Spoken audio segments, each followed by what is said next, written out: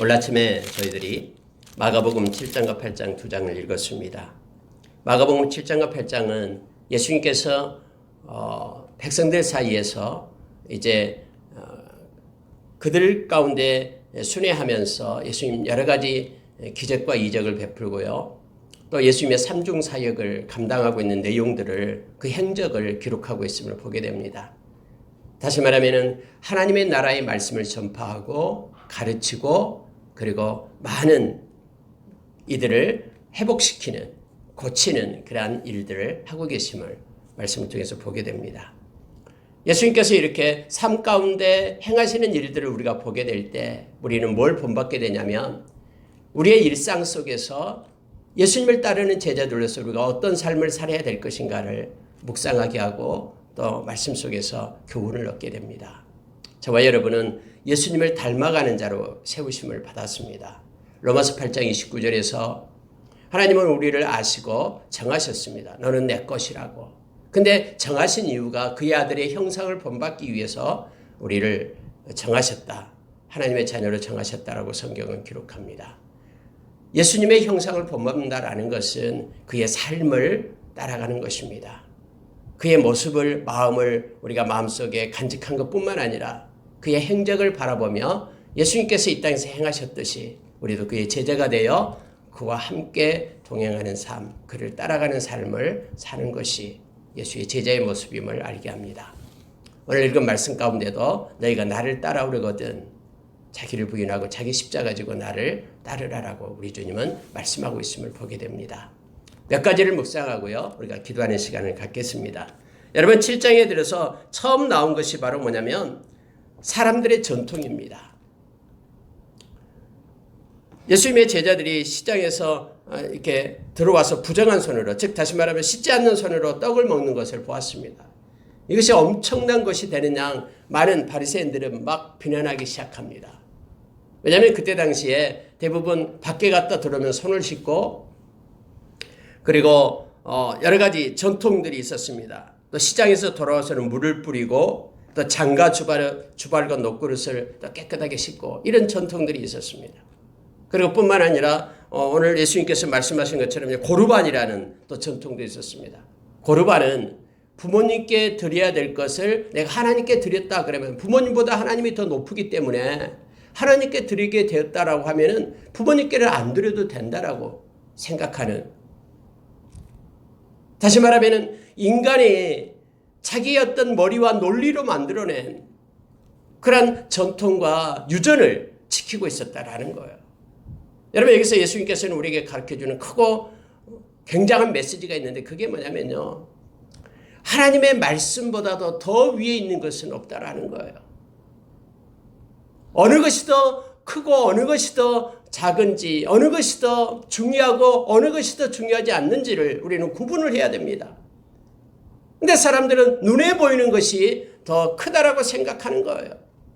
그것이 더 귀하다라고 생각하는 거예요. 그래서 예수님께서 자주 그들에게 책망하신 것을 보게 됩니다. 제단이 크냐? 제단에게 드리는 예물이 크냐? 라고 말하면서 사람들은 예물이 크다라고 생각하고 그것에 얽매이는데 제단이 크다라고 말합니다. 음식보다 몸이 더 중요하다라고 말합니다. 언제나 예수님은 이처럼 가치를 우리에게 가르쳐 줍니다. 하나님의 말씀과 사람들의 유전과는 비교할 수도 없는데 사람들이 사람의 전통 그 유전을 지킴으로 인하여 하나님의 말씀을 폐한다라고 말하고 이렇게 하면은 이의 신앙은 헛된 것이다라고 성경은 분명하게 예수님께서 오늘 우리에게 말하고 있고 가르치고 있음을 보게 됩니다. 그래서 예수님께서는 이렇게 말합니다. 이 백성이 입술로는 나를 공경하되 마음은 내게서 멀도다. 사람의 계명으로 교훈을 삼아 가르치니 나를 헛되이 경배한다 라고 말합니다.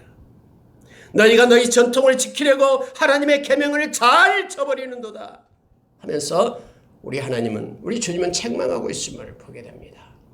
여러분 이것은 우리의 일상에도 이것은 중요한 문제입니다.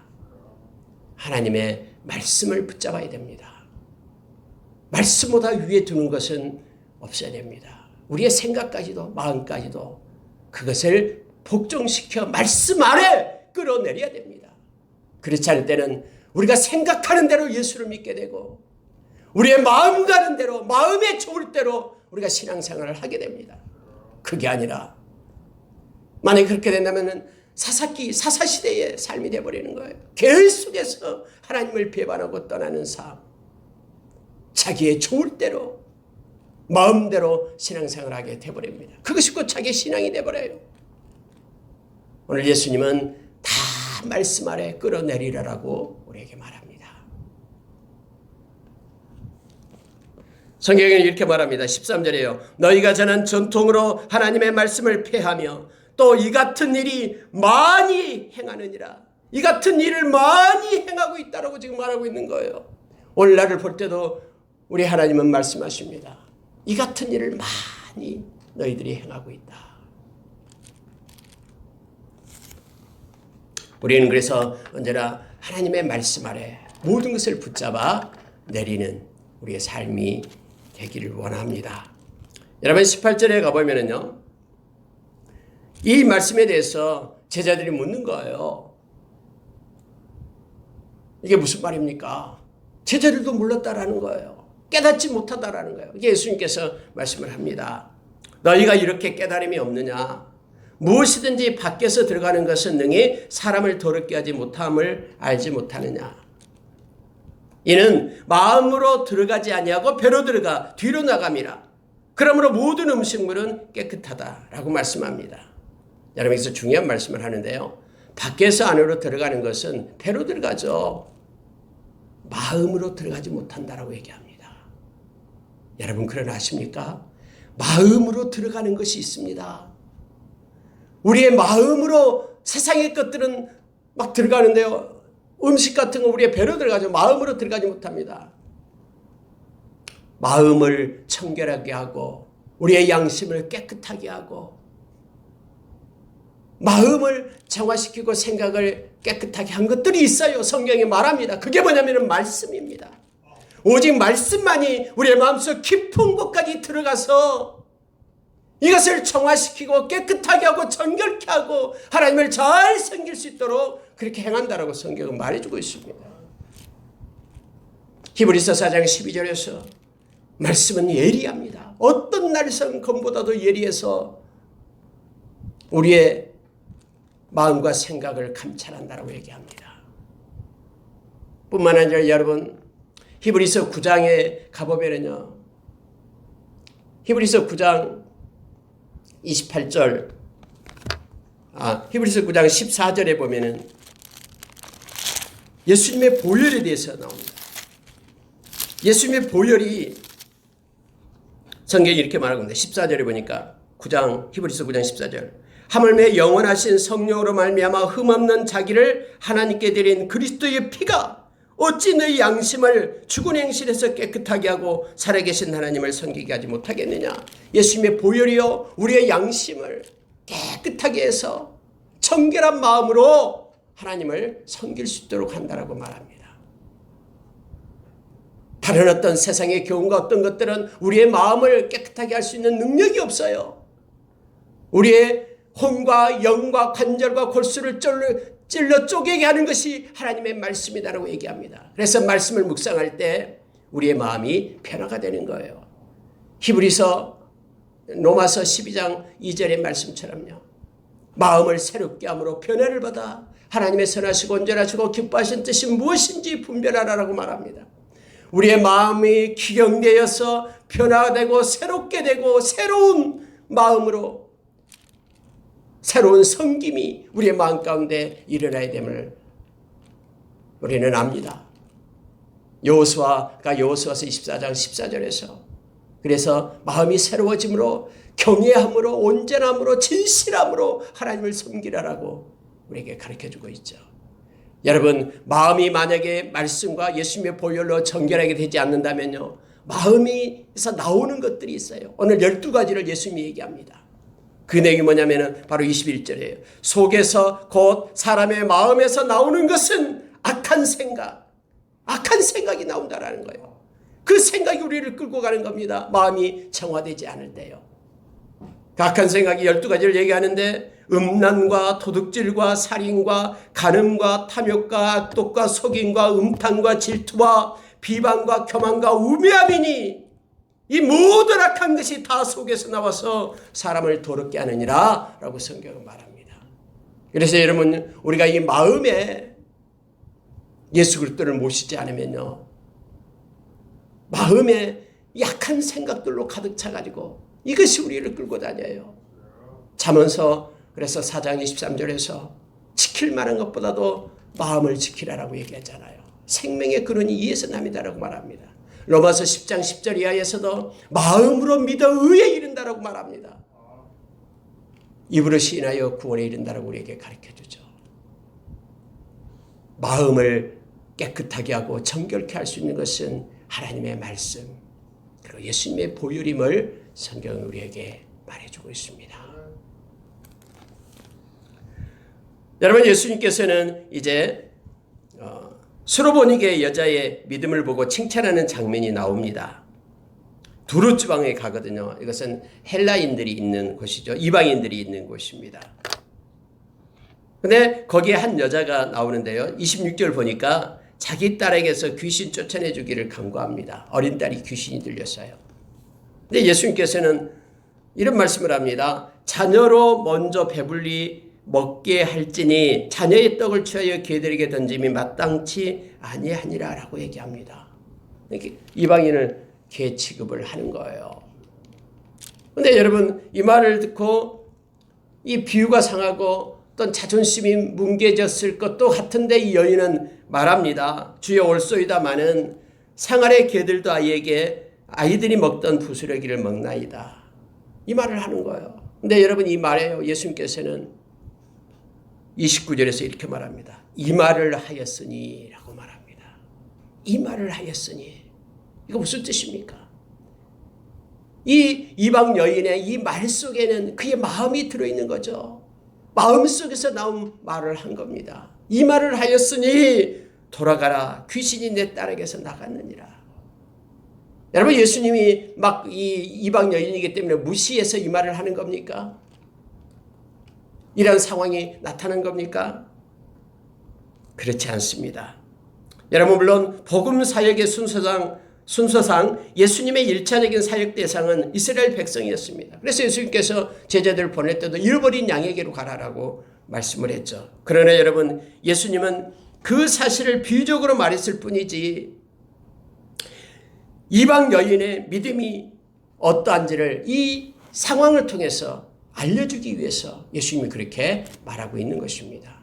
예수님은 마지막에 마태복음 28장 20절 마지막에 모든 족속에게로 떠나라라고 말하잖아요. 그들에게 가서 제자를 삼으라라고 말씀하고 있는 것입니다. 단지 순서상 그렇게 말했을 뿐이고요. 여기에서는 이 여인의 믿음을 주변의 사람들에게 알려주기 위하여 너희들은 이방만큼의 믿음이 있느냐? 나와 함께했던 너희들은 이 이방 여인만큼의 믿음이 있느냐라는 것을 가르쳐주기 위해서 이 사건을 우리 주님은 이렇게 말씀으로 말하고 있는 거예요. 나와 함께하면서 같이 동행했던 제자들 너희들은 이 여인만큼의 믿음이 있느냐라는 거예요. 다시 말하면 어떤 믿음입니까? 자기의 자존심보다도 자기의 감정보다도 자기의 느낌보다도 더 하나님의 말씀을 붙잡고 나를 예수 그리스도를 믿을 수 있는 그런 믿음이 있느냐라는 거예요. 사람들은 때로는 자존심 때문에 많이 무너져 내립니다. 이거 극복하지 못하면은요, 내 자아가 있어가지고 이 자아가 깨어지지 않으면은 말씀 속으로 깊이 들어갈 수 없음을, 믿음 안에 깊이 들어갈 수 없음을 우리가 알게 합니다. 그래서 큰 믿음은 우리의 자아를 딛고 일어서는 거예요. 우리를 부인하는 거예요. 그래서 예수님께서 나를 따르는 자는 자기를 부인해야 된다라고 말합니다. 자기의 자존심과 자기의 자아가 살아가지고 늘 이것이 말씀과 싸워요. 말씀과 싸워요. 우리는 이 단계를 뛰어넘어 하나님의 말씀을 붙잡고 예수님을 믿되 끝까지 믿고 신뢰하는, 여기에 나와 있는 수로보니게 여자의 믿음을 갖는 저와 여러분이 되기를 원합니다. 여러분, 예수님께서 한 사람을 고쳐주는 장면이 나오고 있는데요. 귀먹고 말 더듬는 사람을 고쳐주는 장면이 나옵니다. 근데 여러분 참 이상한 방법으로 행합니다. 32절을 보니까요. 사람들이 귀먹고 말 더듬는 자를 데리고 예수께로 나옵니다. 안수하여 주기를 간구합니다. 이게 사람의 방법이에요. 보십시오. 귀가 먹고 말을 못해요. 물론 귀가 먹으면 말을 잘 못합니다. 듣지 못하니까 말을 못하는 거예요.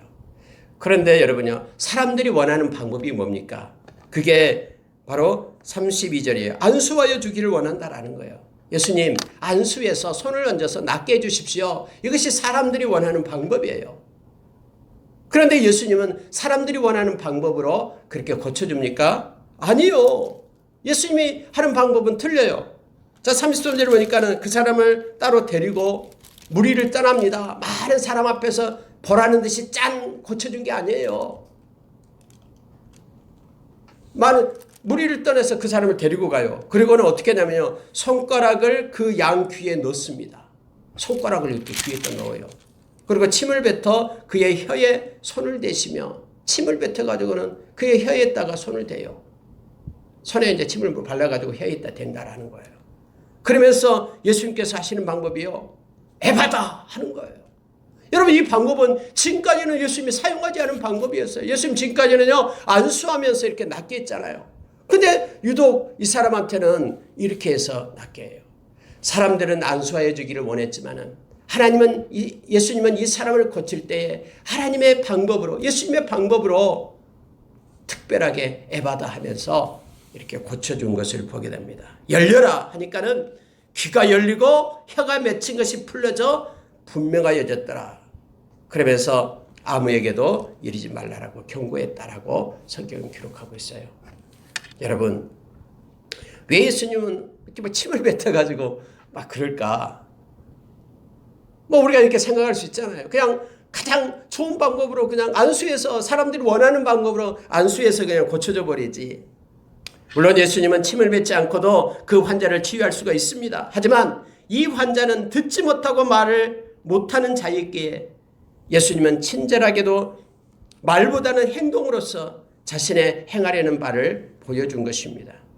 손가락을 양귀에 넣음으로써 기를 치료해 주시고 있다는 것을 보여주고 침을 뱉어 그 사람의 혀에 손을 댐으로써 그가 말할 수 있도록 그의 혀를 지금 치료하고 있다는 것을 보여주는 거예요. 이처럼 예수님께서는 환자의 상태에 따라서 정성을 기울이시는 자상한 의사로서의 예수님의 모습을 보여주는 거예요. 다 일괄적으로 고치는 게 아니다는 걸 알 수 있잖아요. 여러분 나병 환자를 고칠 때도요. 부정하니까 오지마 거기 있어. 내가 말로 고쳐준 예수님이 아니잖아요. 그 더러운 고름주머니 환부에 손을 대시면서 예수님은 고쳐주잖아요. 예수님은요 자상하시고 친절하시는 예수님이셔요. 지금 여러분 지금 병이 든 말 못하고 귀머거리 된 이 사람을 한번 생각해 보세요. 그가 평생 말을 못하고 귀가 먹어서 무슨 말인지 듣지 못하고 있었어요. 예수님이 이제부터 말하라 라고 명령해도 고쳐지잖아요. 명령했다면 그가 귀머거리인데 말을 들을 수 있겠습니까? 예수님은 그 사람을 긍휼히 여기고요. 그 사람이 느끼게끔 깨닫게끔 알게끔 예수님이 지금 정성을 다해서 치료하고 있다. 이처럼 너를 사랑하고 있다. 라는 것을 지금 마음을 전달하고 있는 거예요. 예수님은 언제나 그랬습니다. 그래서 여러분요. 내가 원하는 방법대로 예수님께서 응답해 주지 않는다고 여기에 대해서 원망하지 마십시오. 불평도 하지 마십시오. 예수님이 행하시는 일은 다 옳고요. 우리가 생각하는 것을 뛰어넘습니다. 그래서 우리가 기도할 때 때로는 우리가 응답이 안 된다고 하나님을 불평할 이유가 없습니다. 왜냐하면 예수님이 행하시는 일은 내가 원하는 것보다 더 크고 더 좋은 것이며 그게 온전한 것임을 우리는 기억하기 원합니다. 지금 응답해 주지 않는다고 불평할 필요 없어요. 예수님의 때는 정확하고요. 그때는 가장 좋은 때임을 우리에게 가르쳐줍니다. 그래서 우리는 전적으로 예수님을 의지하고 신뢰해야 됩니다. 때로는 우리의 이성적으로 그렇게 생각이 들지 않더라도 우리는 끝까지 신뢰하며 주님을 따라가는 자임을 알게 합니다. 예수님은 좋으신 분이기 때문에 그렇습니다. 여러분 8장으로 들어가면요. 이제 4,000명을 먹이는 장면이 나옵니다. 여러분 이 말씀 묵상할 때도 너무나 은혜가 있습니다. 여러분 2절에 보니까 내가 무리를 불쌍히 여기노라 그들이 나와 함께 있는지 이미 사흘이 지났으나 먹을 것이 없도다. 이미 사흘이 지났다는 거예요. 3일 동안 예수님과 함께 했어요. 어디에서? 광야에서. 여러분 광야에서 먹을 것이 뭐 있겠습니까? 물론 도시락을 처음에는 싸갔겠죠. 그런데 그 도시락 금방 떨어지겠죠. 광야에서. 먹을 것이 없어요. 배가 고픈데도 예수님의 말씀이 좋아서 예수님 말씀 듣고 있는 거예요. 근데 예수님께서는 불쌍히 여기면서 만일 내가 그들을 굶겨 집으로 보내면 길에서 기진하리라. 그 중에는 멀리서 온 사람들도 있느니라 라고 예수님이 직접 말하는 거예요. 예수님 다 알고 계셨거든요. 멀리서 예수님 말씀 짜자 예수님 따라온 이들이 있었다는 것도 알고 있었거든요. 가까이에서 온 사람도 있었겠지만 예수님 다 알아요. 여러분 하나님께 우리가 나와서 예배를 드릴 때요. 각자의 처지를 우리 주님은 다 알고 계셔요. 가까이 오고 어려운 환경 속에서 와서 하나님 앞에 예배 드리는 거 다 알고 있어요. 그래서 여러분 우리가 때로는 하나님 앞에 와서 예배 드릴 때요. 저 멀리서 왔다고 왜 이렇게 뭐냐고 불평할 필요 없어요. 주님은 그 과정과 의도를 다 알고 있거든요. 그래서 똑같이 예배드려도 주님이 받는 마음은 다 다르다는 걸 성경을 통해서 우리가 알게 합니다. 그러면서 그들에게 먹을 걸 줘라. 없습니다. 광야인데. 보리떡 7개와 물고기 2마리를 가지고 축사하고 그들에게 나눠주게 합니다. 다 배불리 먹고 7 광주리를 거두었다. 라고 성경은 기록해주고 있습니다. 예수님은 요한복음 13장에 보면은요. 예수님은 당신의 사랑하는 자들을 책임을 집니다. 끝까지 그들을 사랑합니다. 세상 끝날까지 주님은 그의 영으로 우리와 함께 하십니다. 우리의 모든 필요를 주님은 다 알고 계십니다. 그래서 마태복음 6장에서는 무엇을 먹을까 무엇을 입을까 무엇을 마실까 염려하지 말라라고 말합니다. 너희는 먼저 그의 나라와 의를 구할 것을 우리에게 말하며 우리 주님께서 다 공급하심을 우리에게 가르쳐줍니다. 요한복음 6장 35절에서 이 말씀을 묵상할 때도 너무나 은혜가 있어요. 언제나 묵상합니다. 예수님 말합니다. 나는 생명의 떡이다. 내게 오는 자는 결코 줄이지 않을 것이다. 나를 믿는 자는 영원히 목마르지 않을 것이다. 주님은 그 말씀을 하시고 그 말씀대로 이루시고 함께 하시는 주님이심을 우리는 압니다. 여러분 11절에 가보면요. 바리새인들이 나와서 예수를 힐난하며 그를 시험하여 하늘로부터 오는 표적을 구한다라고 성경은 말합니다. 표적을 구해요. 표적을 구합니다. 마지막 때도 역시 많은 표적과 이적을 따라가는 이들이 있을 겁니다. 그런데 예수님은 이렇게 응답을 합니다. 12절에요. 예수께서 마음속으로 깊이 탄식하시며 마음속으로 깊이 탄식했다라고 말하죠. 그러면서 여러분 어찌하여 이 세대가 표적을 구하느냐. 내가 진실로 너희에게 이르노니 이 세대의 표적을 주지 아니하리라. 다른 성경에는 연화의 표적밖에 줄 것이 없다라고 얘기합니다.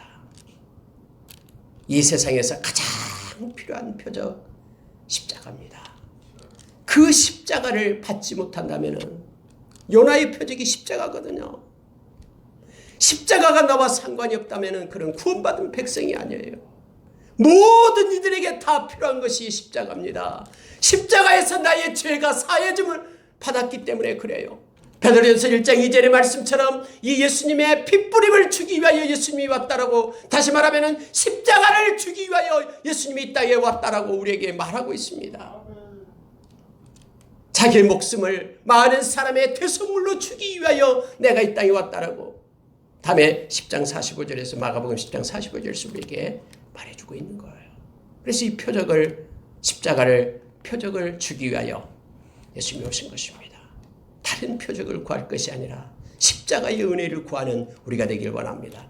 그래서 바울 사도도 갈라디아 교회에게 갈라디아 3장 1절에서 십자가에 못 박힌 예수가 너희 눈앞에 보이거늘 누가 너희를 꾀드냐라고 그들을 책망하잖아요. 십자가, 예수 그리스도의 십자가가 우리의 마음속에 크게 새겨지길 원합니다.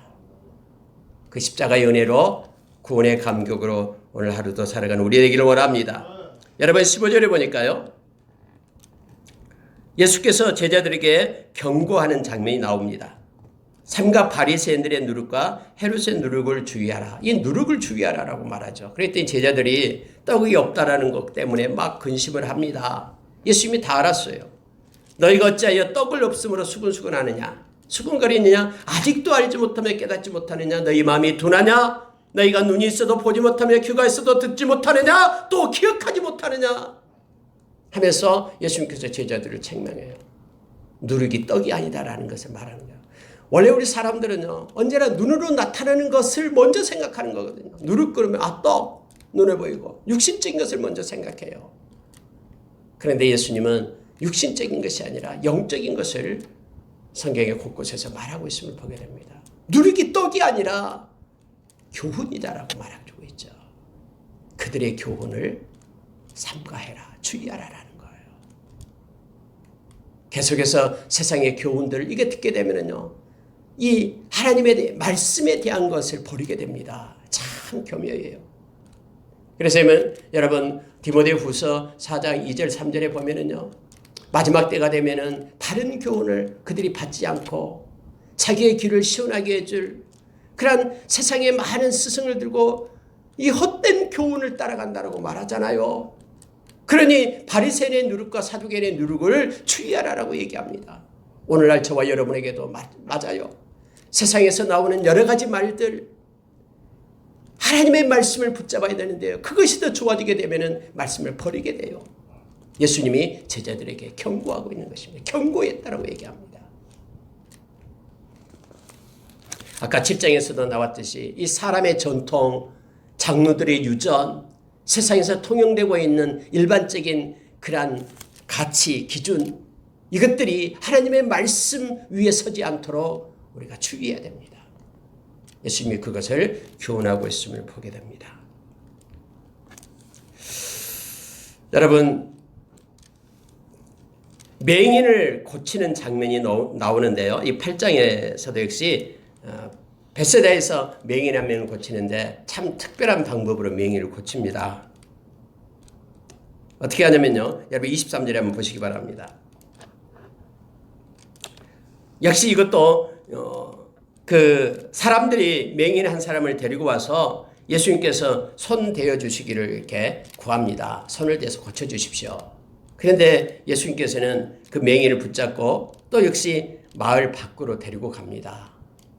아까 7장에서 나와 있는 그 말 못하는 그 사람을 고친 것과 비슷해요. 그리고 눈에다 침을 뱉습니다. 그리고 안수를 합니다. 그리고 이렇게 물어요. 뭐가 보이냐? 이렇게 물어요. 그러니까 이 맹인이 이제 눈을 떠서 보는 거예요. 사람이 보이나이다. 나무 같은 것들이 걸어가는 것이 보이나이다. 나무 같은 것이 걸어가는 것이 보인다라는 거예요. 그래서 다시 또 예수님은 또 눈에다가 안수를 합니다.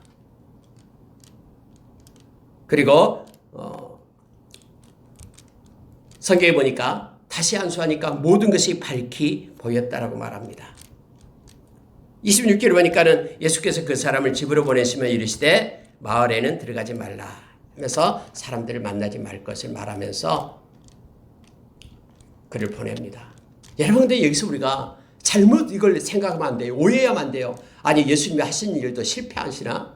한 번 안수하고 끝내실 것을 두 번씩이나 안수해가지고는 왜 포기하나? 여러분 그런 게 아니에요. 여러분 이것도 우리가 중요합니다. 왜 예수님이 두 번의 안수를 통해서 맹인을 치료하셨나? 이거예요. 여러분 우리가 성경에 보면은요, 이렇게 병자들을 고치고 장면들이 35번이나 나옵니다. 예수님께서. 이 35번의 그런 사건들이 다 틀려요. 예수님이 환자를 대할 때마다 다 다양한 방식으로 그렇게 치유사역을 했음을 성경은 말해주고 있습니다. 그래서 여기서 여러분 중요한 게 하나 있어요. 뭐냐면요, 어떤 사람이 이렇게 안차리를 하잖아요. 안차리라는 게 있어요. 저도 잘 몰랐는데 그런 게 있더라고요. 어떤 사람이 기도하면서 이렇게 안차를 하다가 이렇게 나은 거예요. 아니 근데 이것이 마치 병을 고치는 방법이냐? 막 사람을 두들겨 빼는 거예요.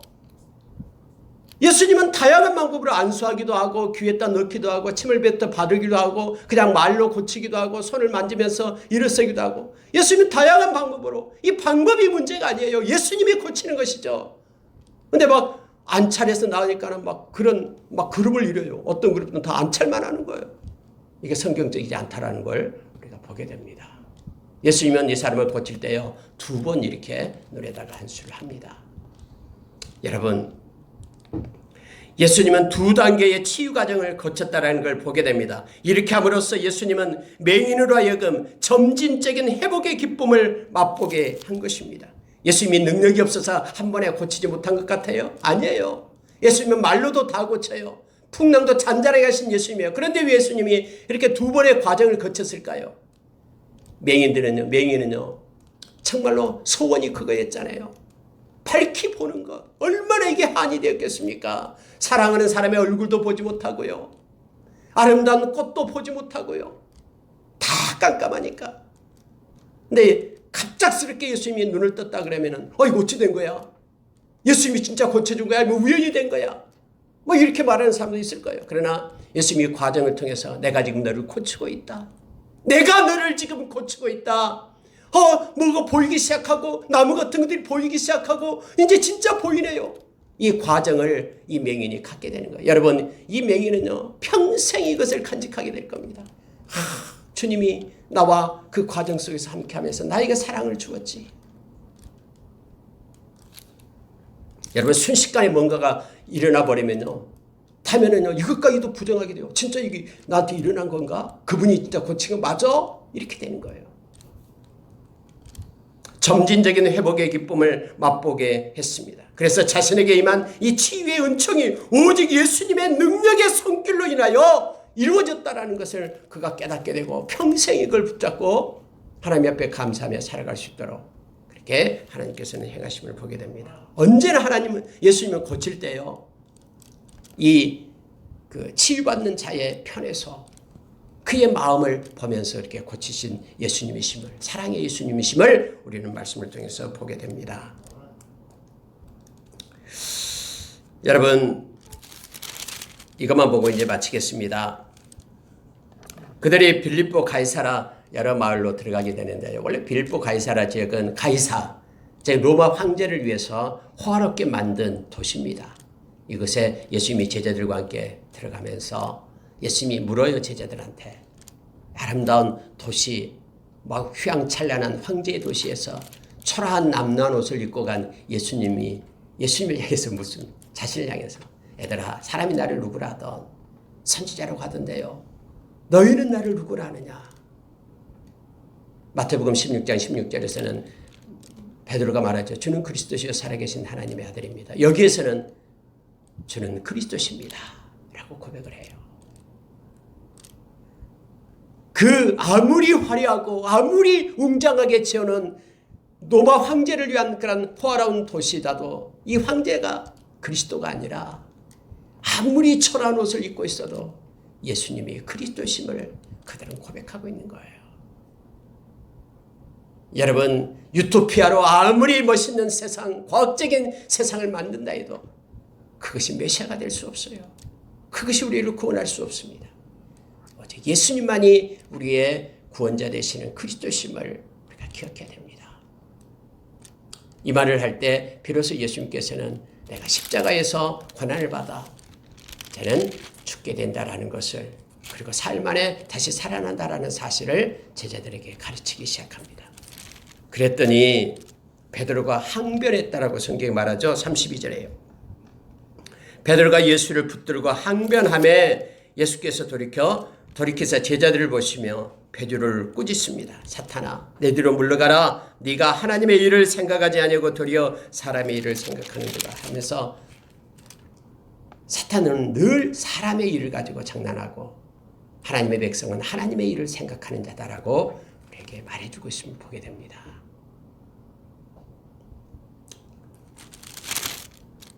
여러분, 베드로가 예수님을 붙들고 항변했다라는 것은요, 예수님, 절대로 예수님 죽으면 안 됩니다.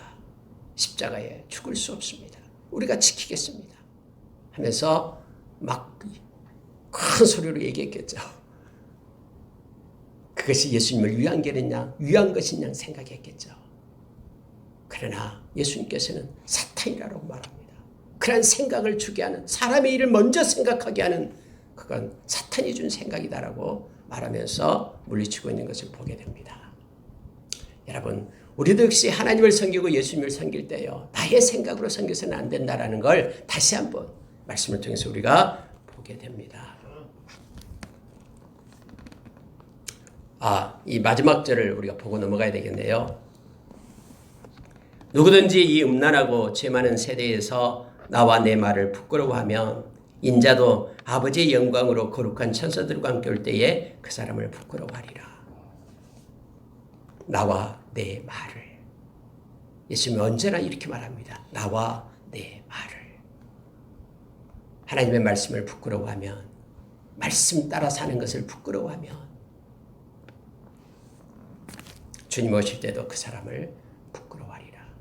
다른 성경에는 나와 내 말을 부인하면 나도 너를 부인하리라. 우리는 우리 주님을 자랑하는 자가 되어야 됩니다. 부끄러워하는 자가 되어서는 안 됩니다. 우리 주님을 자랑하며 주님의 말씀을 자랑하며 그 말씀을 붙잡고 살아가기를 원합니다. 여러분, 말씀을 자랑할 때 말씀이 좋아서 말씀을 붙잡게 되는 거예요. 말씀이 부끄러운 자는 어떻게 말씀을 붙잡고 가겠습니까? 버리지. 우리 함께 기도하겠습니다.